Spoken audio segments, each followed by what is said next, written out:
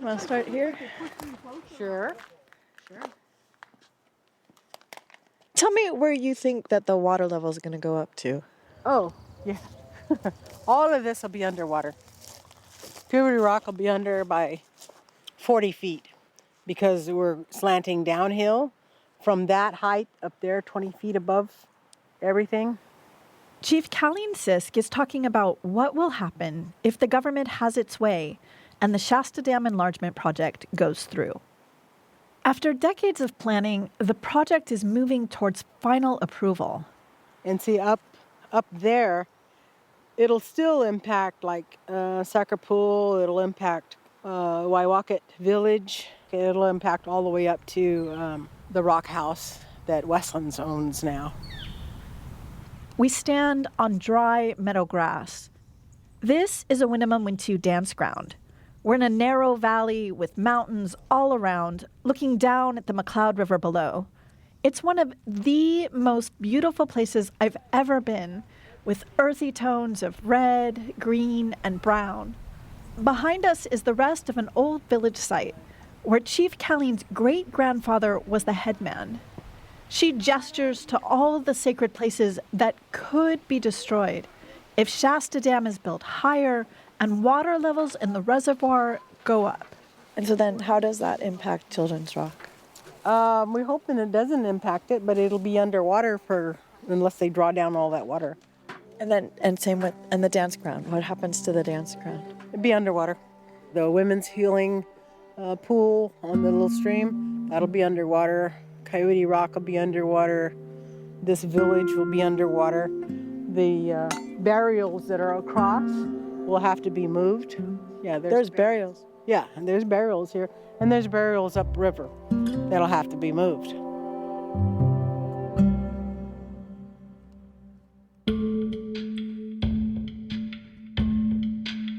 From KALW's The Spiritual Edge, this is A Prayer for Salmon, an audio documentary series about the Winnemem Wintu people and their clash with Northern California's Shasta Dam. I'm Judy Silber.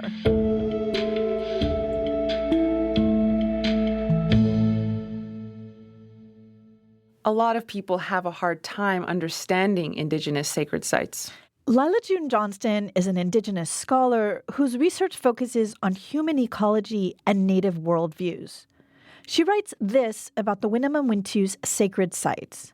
Quote, "What one person might dismiss as just another rock might embody and enable an ocean of memories, stories, lessons, and healing for a person whose culture is tied to that land." Unquote. I think a lot of people have a hard time seeing Winnemem sacred sites as sacred because they're trying to compare it to a church or a mosque or something of that sort. But I don't think it's actually too hard to understand if we think of different analogies in different cultures. Like, for example, the Ganges River is a huge river in India, very sacred to the people of India. Nothing can designate it as sacred. It's just the very history and its connection to people. It makes it sacred. And so why can't these boulders and pools and creeks and forests and mountains be sacred to the Winnemem Wintu? I think sometimes we accidentally deny the humanity of the Winnemem Wintu when we deny that these could ever be sacred sites. We don't see that these are people too. They have profound experiences with certain places too that might not be mosques or churches. And this is where they pray. This is how they pray. And so I think we have to really listen to and learn from Indigenous peoples who have that mental map and that historical understanding to understand why these are sacred sites. Chapter 2, A Visit to Sacred Sites. We travel back to the river all the time, but we don't really have a landing place.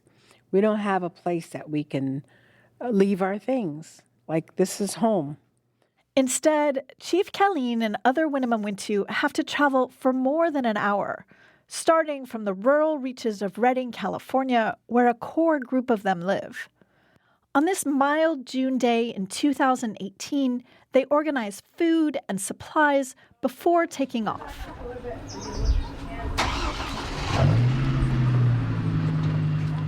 Today's group includes extended family members and friends. It's a small caravan's worth of cars with about 20 people. We'll drive to 3 sacred sites on a mountain that rises above the McCloud River. These sites exist in a constellation with other sites that could flood if Shasta Dam is built higher. In the Winnemem Wintu worldview, they're all connected. And so none of them are out of danger. You change one, you change them all. Chief Colleen drives her dark blue Ford Explorer, and as we travel north, her eyes scan the landscape. The snow-capped Trinity Alps rise up in the west. The higher, sharp peaks of the Cascades hover to the north and east. We drive onto a bridge that crosses over the Shasta Reservoir, and she notes that with a higher Shasta Dam, these water levels will go up. The water will go up past these toilets. We turn off the highway and wind through a thick conifer forest. Before American settlers began grabbing up land in Northern California, this was all Winnemem Wintu territory. Now it's managed by the U.S. Forest Service. We pass public campsites. Then we turn onto a bumpy, steep dirt road and climb upwards. Chief Colleen stays attentive. She slows to look at clear-cut patches. She shakes her head at the idea that trees are considered renewable resources. Our first stop of the day is a sacred spring. A small but fierce waterfall pours out of the mountain. Everyone piles out of the cars. People are joking around. When you were in the other car, I was like, hey, that guy looks like James. And then when he opened the door, like, that is James. On damp soil, the group gathers in a loose circle. Everybody got smudged with our root that we use all the time. This is Helene Sisk. She's Chief Colleen's sister and the Winnemem Wintu's song leader.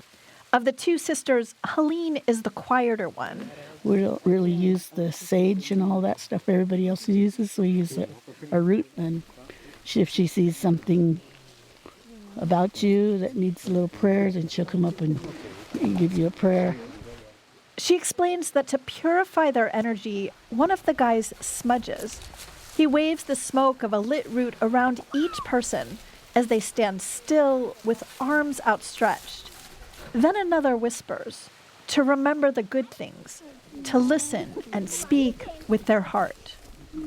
And we wash our face and hands and then put some water on our heart and on top of our head and say a little prayer there, and it helps you out. So it's like a cleansing? Kind of, yeah. Kind of good for you, good for your mind to make you feel better. Just to know that you did that, and you know it's good for you. We pile back into the cars and continue climbing the rough road until we stop and everyone gets out of the cars again. The men go off into a sacred sugar pine grove to pray. Meanwhile, the women and children stand around. Colleen's son Nechai lays out large pine cones neatly in a line. I found another one. I found another one. Some of the women start chatting about how the pine cones fell early this year. Yeah, like a couple of months. The world is off track. The world is wrong. We're not. We're on track. The men come back, we climb back into the cars, and continue the steep climb upwards until we reach the top, a place the Winnemem Wintu call Universe Rock. It's a remote spot with towering trees, entirely removed from the bustle of modern life. The group pulls out roughed-up metal tables and chairs from the cars. They set out picnic foods and rake pine needles to clear space for a fire on the forest floor. By now, it's late afternoon. The skies are cloudy, and at first, it looks like rain. Michael Preston, the son of Chief Colleen, sits with his back to a tree. He holds an animal skin in his lap. I ask him what he's doing. I'm just making a fox quiver. A ceremonial case to hold arrows made from the skin of a fox he found dead on the side of the road. It's for the dances, for the war dances. Michael is in his mid-30s with clear eyes and dark, thick hair pulled back in a ponytail. He's a deep thinker. He graduated from the University of California, Berkeley, with a degree in society and the environment.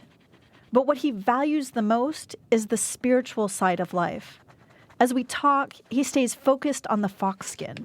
He scrapes back and forth with a small knife. Good place to work on it out here on the sacred sites, actually. Away from everything and just in the nature is the best, most clear way, I guess, to make it. The Winnemem Wintu have a word to describe the sacred, to describe these sites. Sawal, but What does that mean? sacred. It's the closest Christian term that we can come up with, I guess. Divine, holy, I know, all those words. And what is the word again? Sawal. I mean, language is always going to fail how what's really going on, but that's our attempt. Put it in simple terms, I guess. You know, kind of like the Tao and Taoism. Same thing, but it's just trying to explain what the Tao is. I mean, it's a whole book. Same thing for Sawal, I guess. The American government has never made a lot of room for the indigenous idea of sacred, or Sawal.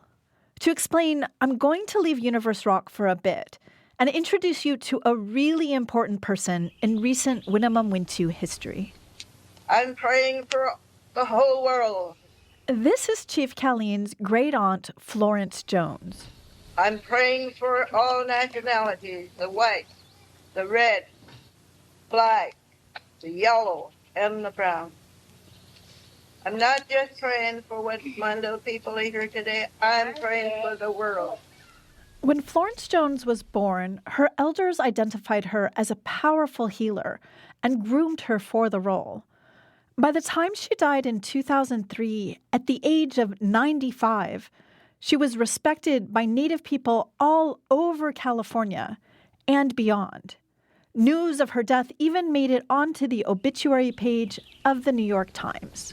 The earth, the Mother Earth, the high winds, the tornadoes, just showing you people that you don't understand. Now I'm here to tell you what the nature is told me to tell you today.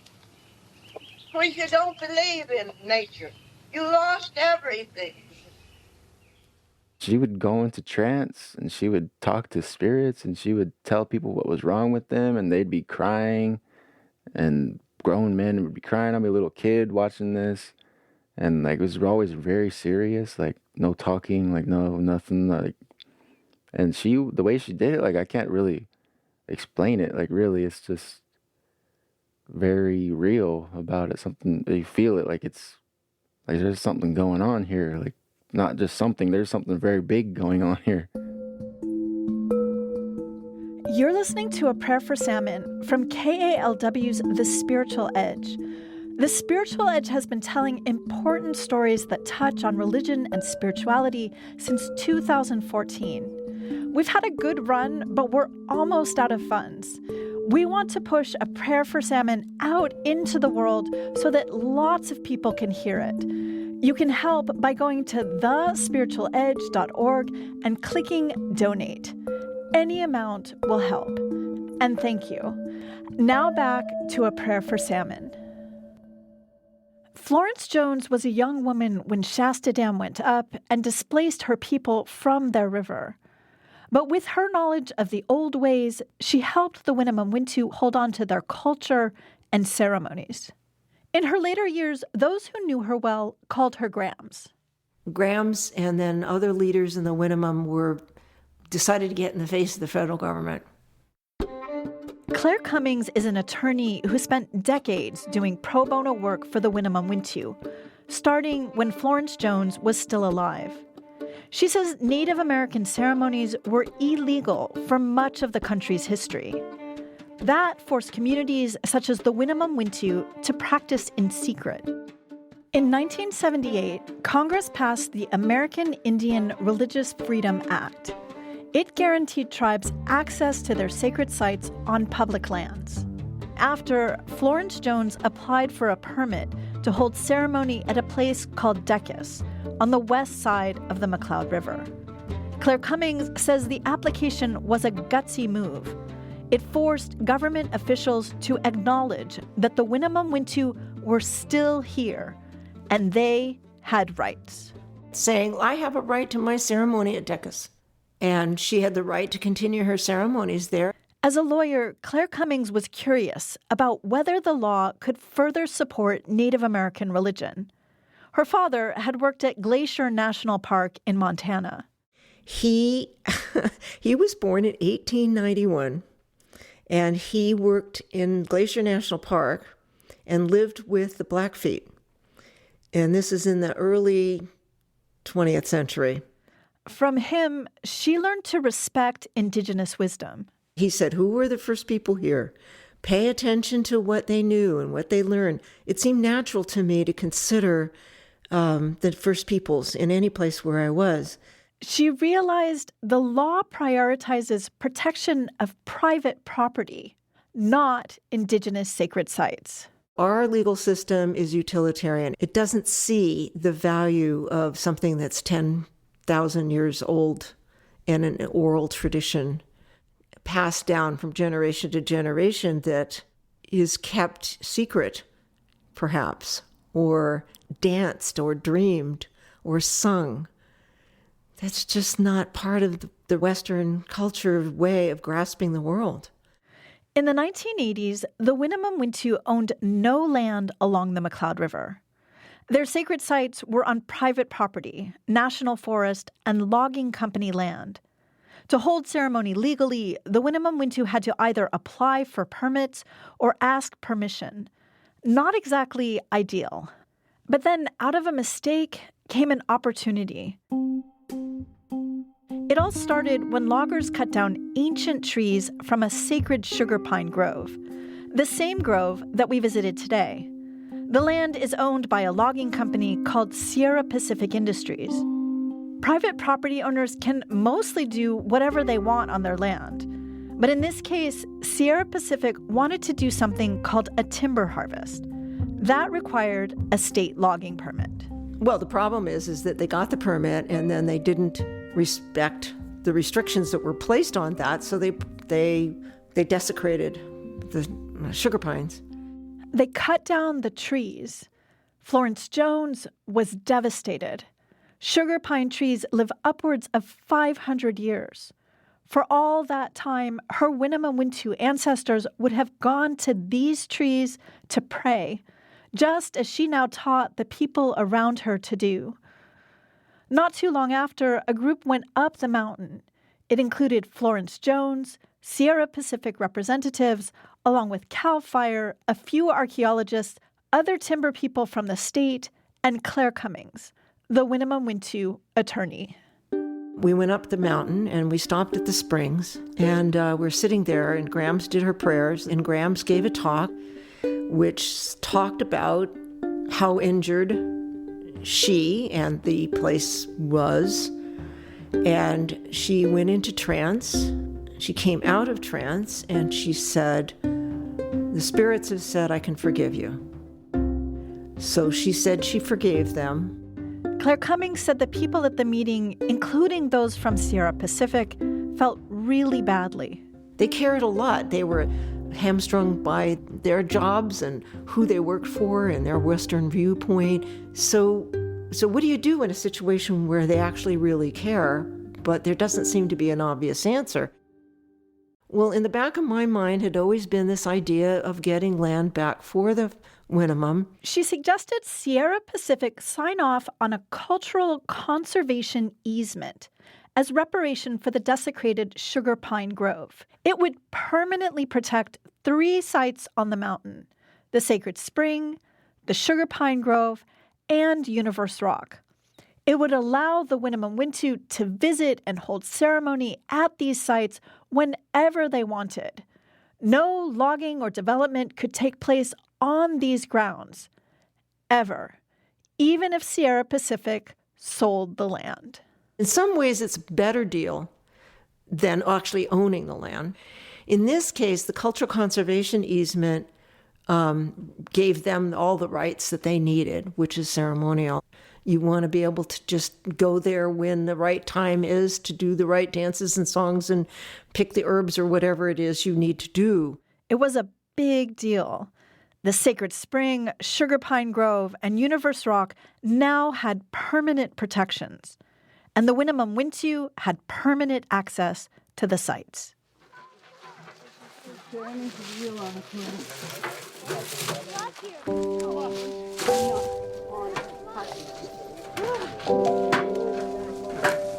Back at Universe Rock, the sky's clear. Members of the group grab chairs and trudge through overgrown, dry vegetation. It's not clear where we're going until we come to an outcrop of rocks where the mountain drops steeply below. Looking out at the valley, seeing pretty much nothing but trees, it's easy to understand this as a sacred place. In the distance, we see water flowing through the McCloud arm of Shasta Lake. Chief Kalleen's son, Netchai, runs to the top of a large boulder. What do you see? I see everything. Come up here. It's so cool. You can see everything.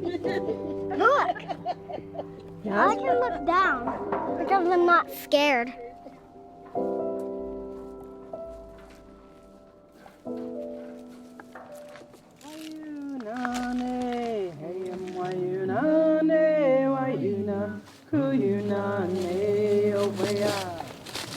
Everyone takes a seat on their chairs or on the ground. They face Chief Kalleen, who stands on a large rock, her back to the vast valley below. Beside her is a small chest filled with supplies, such as her pipe, tobacco, and abalone shells. She begins to speak to the group. Some of you are brand new to here, but this is a sacred place here. And Grams and everybody did a lot of work to protect this from the loggers, protect this from the people who say they own this land now. When the Winnemem Wintu want to pray hard on a problem, they say they're going around the world. It's not really the whole world. It's a tour of Winnemem Wintu sacred sites. These sites are all connected, but each one offers a different energy and power and is occupied by its own spirit beings. Universe Rock is the last stop. This is where we can unload. If you're carrying a lot of stuff, then you just put it down here. You just let them take care of it. Let them take that. Do away with it. You know, you don't want to carry it around no more. Then you give it to them here. Done talking, Chief Kalleen directs that everyone get smudged down. Once again, a few guys walk around with the smudging root and also some sacred spring water so everyone can put a little on their hearts and the top of their heads. A few people collect pine needles for tea. Others stare out at the view. What do I see? I see, you see all the old-time trees out here. This is Nick Wilson, nephew of Chief Kalleen. He's in his late 20s, tall, with sharp features, handsome. It's not always easy being a young Winnemem Wintu, to stay engaged in this way of life and still have a means to survive. So it's nice seeing those old-time trees, and it's nice not seeing a whole bunch of houses out there. It's real peaceful, real beautiful, and it'd be it kind of take me back. Like I wish I was back in the old days, like being up here, seeing how it looked. The trees connect Nick to his ancestors and the culture he's committed to. This is one of our sacred places, and people have been coming here a long time before me, before Kalleen, before long old time place. We're just here putting our prayers down, letting the spirits know that we're still here and we're still needing help. Because, there's a lot of battles going on right now, and this is the closest place we can get to Creator. That's why it's called Universe Rock. Which brings us back to the battle against a bigger Shasta Dam. Even in this place of refuge where they can relax and let go a bit, the threat to their sacred sites looms large. If the dam raise happens, I don't know. Like, I don't know, just how does it make you feel? The dam, if the dam raise happened, I would be very disgusted and sad and scrambling to my sacred places to see what else can we do. She'd come back here and to other sacred sites. She'd look to them as you would a friend, for wisdom and the strength to keep fighting against the odds. The sun falls below the horizon, and everyone takes the short walk back to the fire. They set out the food and sit around in a circle, chatting, gossiping, and poking fun at one another until it's well past dark and it's time to quench the fire, load up the trucks, and leave.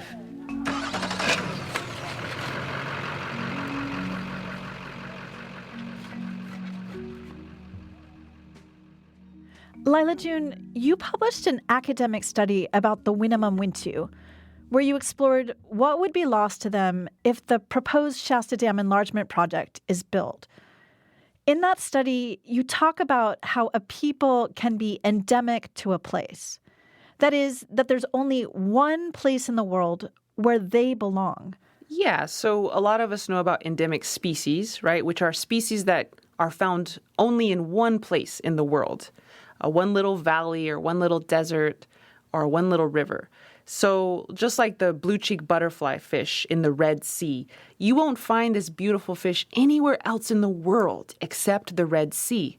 Therefore, if you pollute the Red Sea, if you do something to damage the Red Sea, you could very well lose this species forever because that's the only place they depend on. So similarly, indigenous cultures can be endemic to a place. Their culture can be so wrapped up in one river basin that they become constrained, in a sense, to this specific biome. And so the Winnemem Wintu are like this. They are intimately connected to this river basin, and what you do to the river basin, you do to the Winnemem Wintu. So would you say that the conclusion at this time, when the planet is kind of falling apart, is that we should be thinking about how to protect these cultures? And then an extension of that is that to protect them, that we have to protect their sacred sites? Absolutely. On the next chapter of A Prayer for Salmon, we go to Shasta Dam itself and learn how the project to build a taller dam plays into California's increasing desperation for water. Where we're farming far beyond the reach of our water, even as climate change is hitting, even as more droughts are hitching on to previous droughts. That's on the next episode of A Prayer for Salmon from KALW's The Spiritual Edge.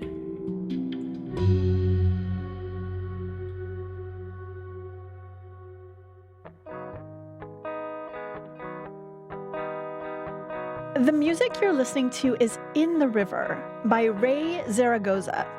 A Prayer for Salmon is a project of The Spiritual Edge at KALW Public Radio. This kind of in-depth journalism takes a dedicated team and funding. Help us continue telling these kinds of stories that matter by going to thespiritualedge.org and clicking the donate button. We appreciate it. Support for the series comes from the Templeton Religion Trust, California Humanities, the Calliopeia Foundation, Save Our Spirits, and The Water Desk, an independent journalism initiative of the University of Colorado Boulder. Thank you to the Winnemem Wintu and the Run for Salmon community for welcoming us, our microphones and cameras into their midst. To contribute to the Winnemem Wintu's Land Back Initiative, go to sawalmem.io. That's SAWALMEM.io. I'm so grateful to my incredible team for all of their hard work. Loretta Williams and Jeb Sharp are the editors. Tarek Fuda and Chris Agusa are the sound engineers. Tom Levy is the photographer. Lindsay Myers-Humley is the digital content manager. Adriana Rodriguez and Deborah Kroll were producers for the series. Katie McCutcheon contributed to research. Danya Abdel Hamid is our fact checker. Our advisory committee is Mark Dadigan, Joseph Orozco, Brendan Lindsay, Les Hall, and Michael Preston. Thanks also to Elka Carl for her public relations work, and to Ben Trefny, John Carroll, and Shireen Adele at KALW for their ongoing support. We are so grateful to Lila June Johnston for her insightful commentary. We have lots of beautiful photos from this series. Go to thespiritualedge.org and check them out. You won't be disappointed. We are mindful that The Spiritual Edge is produced on Ohlone and coastal Miwok land. If you live in the San Francisco East Bay, as I do, consider giving at segoritelandtrust.org. Until next time, I'm Judy Silber. Thanks for listening. In the river is our sisters and our brothers.